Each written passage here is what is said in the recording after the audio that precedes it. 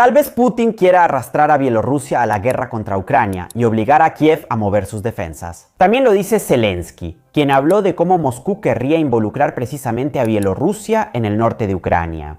Además, últimamente, Rusia y Bielorrusia han intensificado los ejercicios y la cooperación militar. Pero una participación bielorrusa sería sumamente arriesgada para Lukashenko, porque si bien en teoría Minsk puede ayudar a Putin a abrir un nuevo frente, en la práctica, si Bielorrusia realmente entrara en la guerra, dejaría de ser una plataforma útil para Rusia y se convertiría en otro objetivo más para los drones ucranianos. He visto que muchos de ustedes ven mis videos y me alegra muchísimo, pero no están suscritos. Así que si les gustan mis contenidos, suscríbanse. Para ustedes es gratis, pero para el canal es realmente vital. Muchas gracias. Bielorrusia no es un país neutral. De hecho, en febrero de 2022, el territorio bielorruso fue utilizado por Rusia como base de partida para atacar a Ucrania y avanzar hacia Kiev.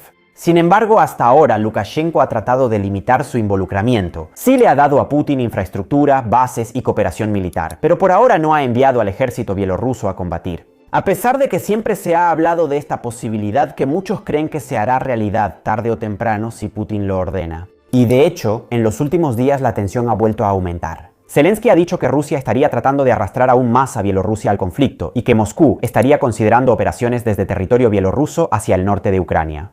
Entonces, potencialmente también en dirección a Kiev, o incluso se habla de posibles ataques contra un país de la OTAN. Ahora, claro, estas son declaraciones y no certezas matemáticas. Y Zelensky tiene, con razón, todo el interés en avisar a los aliados y en impulsar la creación de nuevas defensas y prepararse para enfrentar lo peor. Pero tampoco podemos descartar este riesgo como propaganda, porque Bielorrusia es realmente un punto estratégico del conflicto y ya tiene su propio papel.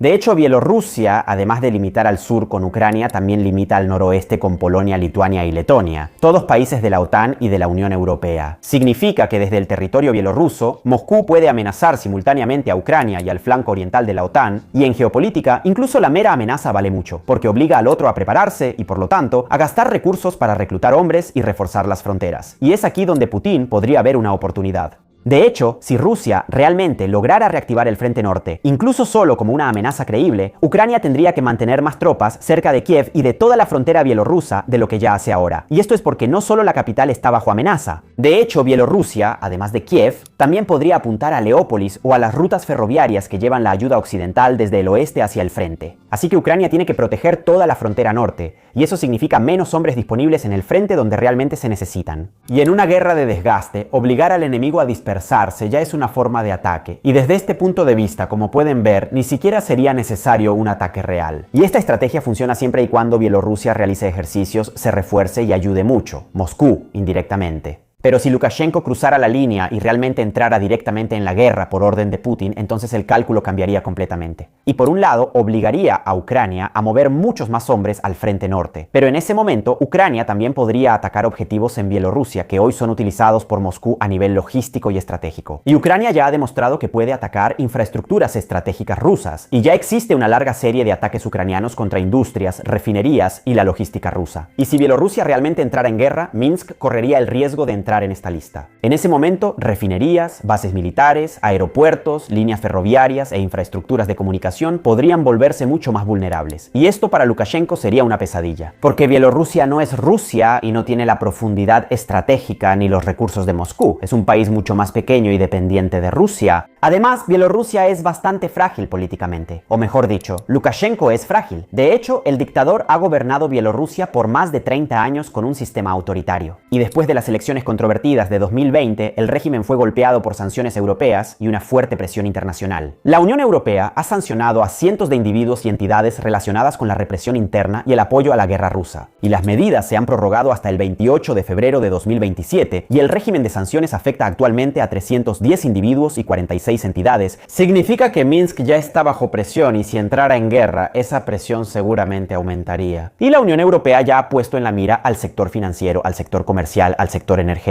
al de transportes, al tecnológico y también al de defensa bielorruso, con medidas que en muchos casos son similares a las que se aplican contra Rusia. Entonces el punto es que Lukashenko ya ha pagado un precio por su apoyo a Putin, pero entrar directamente en el conflicto significaría pagar un precio mucho más alto. Y no está nada claro que Lukashenko esté dispuesto a sacrificarse guiarse completamente por Putin. Claro, su régimen depende mucho de Moscú y sin el apoyo ruso sería muy frágil. Pero el dictador bielorruso quiere sobrevivir y por eso ya no está nada claro que Lukashenko pueda permitirse hacer cualquier cosa que Putin quiera. Y una cosa es darle a Putin el territorio, otra cosa es darle a Putin su propio ejército. Un ejército que además se presenta como mucho más débil que el ucraniano, porque el ejército bielorruso no ha sido probado en una guerra como la de Ucrania y por eso no tiene la experiencia de combate que han acumulado rusos y ucranianos en estos años. Y sobre todo, podría no tener ni siquiera una motivación tan fuerte para ir a morir a Ucrania por una guerra que muchos bielorrusos podrían percibir como rusa y no como bielorrusa.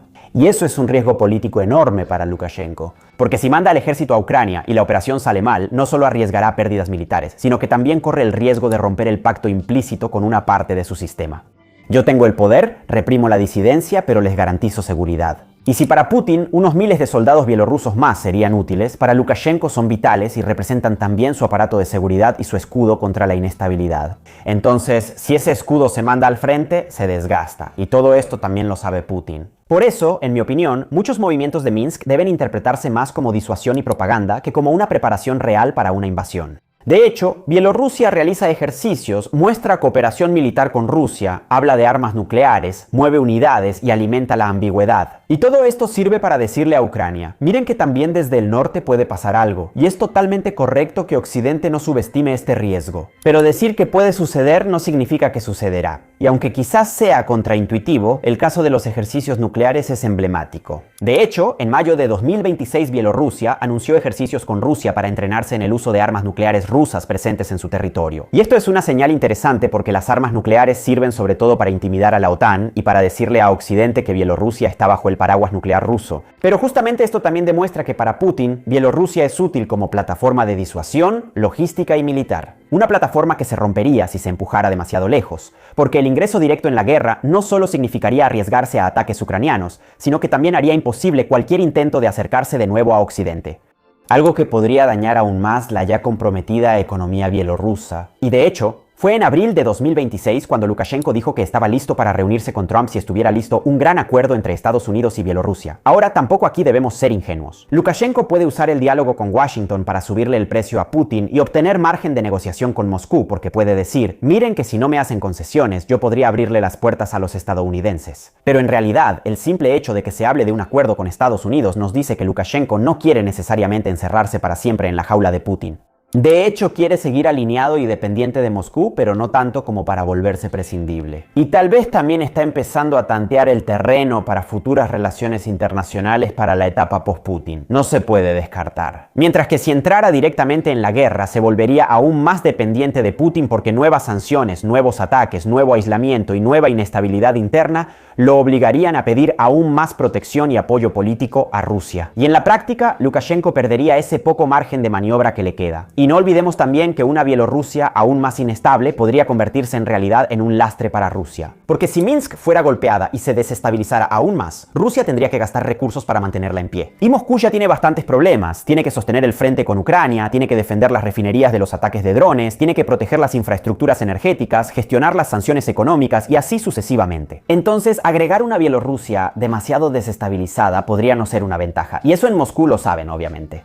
Y con esto quiero decir que por ahora considero más probable que Bielorrusia se mantenga fuera del conflicto y que solo se limite a amenazar desde lejos para obligar a Ucrania a cuidarse las espaldas. Esto se debe a que una Bielorrusia que no esté en guerra hoy probablemente también le conviene más a Putin, no solo a Lukashenko. Sin embargo, no debemos subestimar el hecho de que si las cosas para Rusia siguen yendo mal como ahora, tarde o temprano Putin podría decidir jugarse el todo por el todo e intentar presionar a Lukashenko para que intervenga en Ucrania. Y ahí no tendríamos más que ver qué hará Lukashenko. Pero en cualquier caso, Zelensky hace bien en prepararse para lo peor. Sin embargo, atención, porque en realidad no solo se ha hablado de ataques a Ucrania. De hecho, Zelensky también habló de la hipótesis de que Rusia pueda considerar una operación contra un país de la OTAN desde territorio bielorruso. Y pensando a largo plazo, porque no espero un ataque mañana, vale la pena reflexionar sobre esta posibilidad. Porque si Bielorrusia atacara a Ucrania sería una escalada gravísima, pero seguiría estando dentro del perímetro de la guerra ruso-ucraniana. Si en cambio desde territorio bielorruso partiera un ataque ruso-bielorruso contra Polonia, Lituania o Letonia, quizá en el corredor de Suwalki, entonces entraríamos en un escenario diferente, porque esos países son países de la OTAN y la OTAN se basa en la defensa colectiva, es decir, en la idea de que un ataque contra un Estado miembro se considera un ataque contra toda la alianza. Claro, esto no significaría automáticamente una guerra mundial en 5 minutos, pero el nivel de riesgo aumentaría enormemente. Y es precisamente esta cohesión occidental la que hoy hace mucho menos probable un ataque directo contra la OTAN en comparación con un aumento de la presión sobre Ucrania por parte de Bielorrusia. Porque en ese momento Putin ya no estaría desgastando solo a Kiev, sino que se arriesgaría a un enfrentamiento directo con la alianza militar más poderosa del mundo. Pero cuidado con no caer en el error opuesto. De hecho, el hecho de que hoy un escenario así sea improbable no significa que sea imposible, y es improbable solo mientras la OTAN permanezca cohesionada y lista para defenderse. Porque si Occidente se dividiera, bajara la guardia o mostrara debilidad, entonces el cálculo estratégico ruso podría cambiar con el tiempo. Y es precisamente por eso que Europa y la OTAN deben seguir reforzando el flanco oriental, aumentar la disuasión y prepararse para el conflicto. El hecho es que el Kremlin rechazó las palabras de Zelensky diciendo que son un intento de alimentar la escalada y prolongar el conflicto. Y también Bielorrusia dijo que los ejercicios nucleares no están dirigidos contra otros estados. Sin embargo, estas declaraciones deben tomarse por lo que son. De hecho, Rusia y Bielorrusia nunca anunciarían abiertamente un plan agresivo. De todos modos, el escenario más realista no es que Bielorrusia invada Polonia mañana, y en realidad, por suerte, tampoco que Bielorrusia invada Ucrania. El escenario más realista es, en cambio, una Bielorrusia que sigue siendo utilizada como base logística y como medio para ejercer presión permanente sobre Occidente. Porque después de todo, Bielorrusia le sirve a Putin incluso si no dispara. De hecho, tal vez le sirve precisamente porque no dispara, porque mientras no entre directamente en el conflicto podrá seguir siendo una base protegida. Podrá albergar los sistemas rusos, crear incertidumbre y obligar igualmente a Ucrania a mirar hacia el norte. Y Lukashenko lo sabe. Solo un segundo. Junto con Valencia Falconi hemos creado un programa de acompañamiento para profesionales freelance y empleados senior que quieren transformar su experiencia en una actividad de consultoría estructurada. Valencia les ayudará a construir la oferta, el posicionamiento y la adquisición de clientes. Yo, en cambio, me encargaré de la parte de comunicación y presencia en línea para ayudarles a volverse autoridades en su sector sin tener que ser necesariamente influencers. Así que si quieren saber si este programa es para ustedes o no, encuentran el enlace en la descripción para agendar una llamada gratuita con Valencia. La llamada es absolutamente sin compromiso y sirve para entender si el programa es o no para ustedes. Ahora volvamos a Bielorrusia. Lukashenko sabe que es útil para Putin y sabe que Putin necesita a Bielorrusia, pero también sabe que su utilidad depende de que su régimen se mantenga en pie. Y si entra en un conflicto sumamente arriesgado contra un ejército mucho más poderoso que el suyo, correría el riesgo de ser útil como distracción por unos días, tal vez unas semanas o incluso algunos meses, pero también de colapsar justo después.